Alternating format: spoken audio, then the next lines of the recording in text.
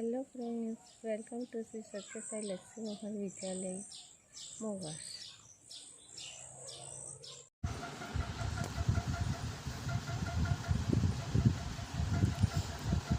How are you friends?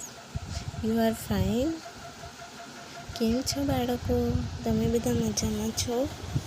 તો બાળકો, આજે આપણે ભણીશું સ્ટાન્ડર્ડ 2 સબ્જેક્ટ ઇંગ્લિશમાં unit 6 what is this. Unit 6ની અંદર આપણે ભણવાનું છે what is this.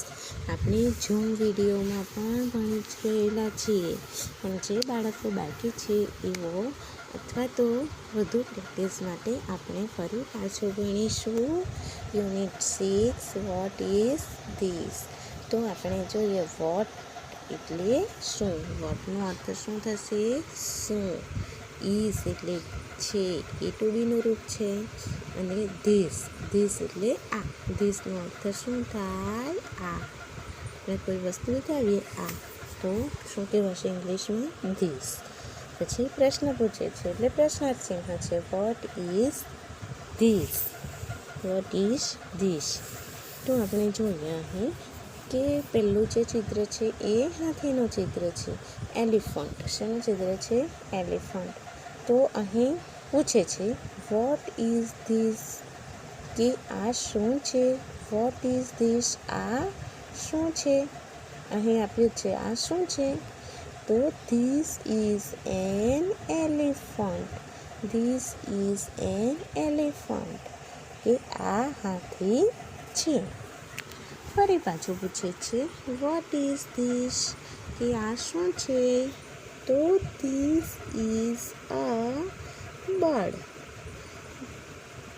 This is a bird. Bird એટલે પક્ષી. બર્ડ એટલે પક્ષી. અહીં પક્ષીનું ચિત્ર આપ્યું છે, અહીં પ્રાણીનું ચિત્ર આપ્યું છે, અહીં પક્ષીનું ચિત્ર આપ્યું છે. ત્યાર પછી આગળ જોઈએ આપણે તો વોટ ઇઝ ધીસ. અહીં લખેલું છે, મેં પેનથી લખેલું છે બાળકો, તમે જોઈ શકો છો કે પેલું શું છે? What is that? પેલું શું છે? ધેટ. ધીસ એટલે આ અને ધેટ એટલે પેલું. ધેટ એટલે પેલું. ધેટનો અર્થ શું થશે? પેલું. બરાબર, પેલું. તો ધેટ ઇઝ એન એપલ. ધીસથી પ્રશ્ન પૂછે તો ધીસથી જવાબ આપવાનો, અને ધેટથી પ્રશ્ન પૂછે તો ધેટ વડે જવાબ આપવાનો છે. That is Apple. એપલ યાની સફરજન. એપલ યાની સફરજન. પેલું શું છે? તો પેલું સફરજન છે. What is that? પેલું શું છે? That is a monkey. That is a monkey. પેલો વાંદરો છે. પેલો વાંદરો છે. That is a monkey. તો બાળકો, આપણે હવે આગળ અભ્યાસ જોઈએ તો કે વસ્તુ, પક્ષી કે પ્રાણી વિશે જાણવા માટે વોટ વડે પ્રશ્ન પૂછાય છે. આગળ પણ તમને કહ્યું છે કે આપણે વસ્તુ કે પક્ષી અથવા તો પ્રાણી વિશે જાણવું હોય તો આપણે વોટથી પ્રશ્ન પૂછવાનો છે. વોટનો અર્થ શું થાય? શું. બરાબર. તો અહીં વોટથી પ્રશ્ન, આ પ્રાણી છે, પક્ષી છે અને વસ્તુ છે, અને અહીં પણ પ્રાણી છે. એટલે બધી જ જગ્યાએ વસ્તુ, પક્ષી અને પ્રાણી આપેલું છે. એટલે આ વોટ વડે પ્રશ્ન પૂછવામાં આવેલો છે. બધી જ જગ્યાએ આ વોટ વડે પ્રશ્ન પૂછેલો છે. બરાબર બાળકો. ત્યાર પછી તેની સાથે ધીસ અથવા ધેટનો ઉપયોગ થાય છે. એની સાથે ધીસનો ઉપયોગ કરેલો છે. આ રહ્યો ધીસ. બધી જ જગ્યાએ ધીસ અથવા તો ધેટ અને ધેટનો ઉપયોગ પણ કરેલો છે. તમને સમજ પડી ગઈ હશે બાળકો. તો ધેટ, ધીસ અને ધેટની સાથે ટુ બી ક્રિયાપદ વર્તમાન કાળનું એક વચનનું રૂપ ઇઝ આવે છે. જો વસ્તુ એક જ હોય તો તે એક વચન આવશે. કોઈ પણ વસ્તુ એક હોય તો એક વચનનું રૂપ, અને તેની સાથે ટુ બીનું ક્રિયાપદના વર્તમાન કાળનું રૂપ ઇઝ આવશે. તો અહીં ઇઝ આપણે આ ટુ બીનું રૂપ કહેવાશે. આ જે ઇઝ આવેલા છે એને શું કહેવાશે? ટુ બીનું રૂપ, અને એક વચનનું છે એટલે એ ટુ બીનું રૂપ ઇઝ મૂક્યું છે. અને વધુ અભ્યાસ કરતાં આપણે આગળ વધારે જોઈશું ત્યારે તે બહુવચન અને એકવચન પણ આપણે જોઈશું. ત્યારે ટુ બીના રૂપો પણ એમની સાથે બદલાતા જશે. તો અહીં એકવચન છે એટલે ટુ બીનું રૂપ કયું આવ્યું છે બાળકો? ઇઝ. કયું આવ્યું છે? ઇઝ. તો તમારે અહીં એલિફન્ટ, બર્ડ, એપલ, મંકી આ જે છે એ સ્પેલિંગો તમારે પાકા કરી દેવાના છે. સ્પેલિંગો પાકા કરી દેવાના છે. હું પૂછીશ તમને. ખરું ને બાળકો?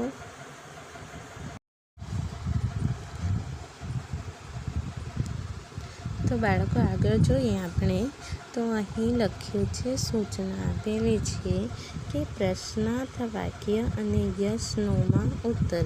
પ્રશ્ન વાક્ય લખવાનો છે અને યસ નોમાં આપેલું છે. અને વસ્તુ વિશે માહિતી મેળવવી હોય તો વોટ વડે પ્રશ્ન પૂછાય, પણ યસ નોમાં જવાબ આવતો હોય તો ઇઝ વડે પ્રશ્ન પૂછાશે. Is this a book? પ્રશ્ન પૂછેલો છે કે ઇઝ ધીસ અ બુક? શું આ પુસ્તક છે? યસ કે હા કે નામાં જવાબ આવશે. શું આ પુસ્તક છે? હોય તો યસ, ના હોય તો નો. તો અહીં આન્સર આપેલો છે. આન્સર એટલે જવાબ. આન્સર એટલે શું થશે? જવાબ. આન્સર એટલે શું થશે? જવાબ. જવાબ. અને અહીં પ્રશ્ન. બરાબર? ક્વેશ્ચન એટલે પ્રશ્ન. Yes this is a book. કે હા તે બુક છે. હા આ બુક છે. Yes it is. કે હા તે છે. પુસ્તક. શું છે? પુસ્તક. આ ટૂંકમાં જવાબ છે. આ પૂરા વાક્યમાં જવાબ છે અને આ એનો ટૂંકમાં જવાબ છે. ત્યાર પછી બીજું ચિત્ર આપેલું છે બનાના. બનાના એટલે કેળું. કે is that a Apple? Is that an apple? શું પેલું સફરજન છે? સફરજન છે બેટા? તો ના. તો જવાબ શું આવશે? No, that is not Apple.